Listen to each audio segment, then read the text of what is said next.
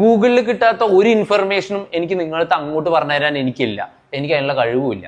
അപ്പോൾ പിന്നെ എങ്ങനെയാണ് നിങ്ങൾ ഇതിലായിട്ട് വർക്ക് ചെയ്യുന്നത്? ട്രാക്ക് പേ എന്താണ് ഡിഫറെന്റ് എന്നൊക്കെ പലരും ചോദിക്കും. ഇതുപോലെ തന്നെയാണ് നിങ്ങളുടെ സർവീസ്. അതായത് വാല്യൂ പ്രൊപ്പോസിഷൻ എന്ന് പറയും.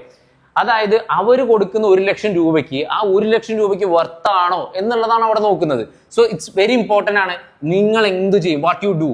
അതുപോലെ തന്നെ അതെങ്ങനെയാണ് വർക്ക് ചെയ്യാൻ പോകുന്നത്, നിങ്ങളുടെ ടീമിൽ എന്ത് ഇമ്പാക്റ്റ് ആണ് ക്രിയേറ്റ് ചെയ്യാൻ പോകുന്നത്, മറ്റുള്ള സ്ഥാപനങ്ങളുമായിട്ട് നിങ്ങൾ എന്ത് ഡിഫറൻസ് ആണ് കൊണ്ടുവരാൻ പോകുന്നത്. ഇത്രയും കാര്യങ്ങൾ നിങ്ങൾക്ക് എക്സ്പ്ലെയിൻ ചെയ്യാം. എക്സ്പ്ലെയിൻ ചെയ്യുമ്പോൾ ചിലപ്പോൾ സോഷ്യൽ പ്രൂഫോ കാര്യങ്ങൾ ചോദിക്കേണ്ടി വരും, ചിലപ്പോൾ അത് കൊടുക്കേണ്ടി വരും. പക്ഷെ ഇത്തരത്തിൽ നിങ്ങൾക്ക് ചെയ്യാൻ പറ്റിക്കഴിഞ്ഞാൽ നിങ്ങളുടെ സെയിൽസ് എന്ന് പറഞ്ഞാൽ ഭീകരമായിട്ട് കൂടുകയും ഒരു കമ്പനിക്ക് നമ്മൾ എന്ത് ചെയ്യാൻ പറ്റില്ല, കോമ്പറ്റേറ്റർ ആയിട്ട് നമുക്ക് നിൽക്കാൻ പോലും നിങ്ങൾക്ക് അവരൊന്നും കോമ്പറ്റേറ്ററേ അല്ല.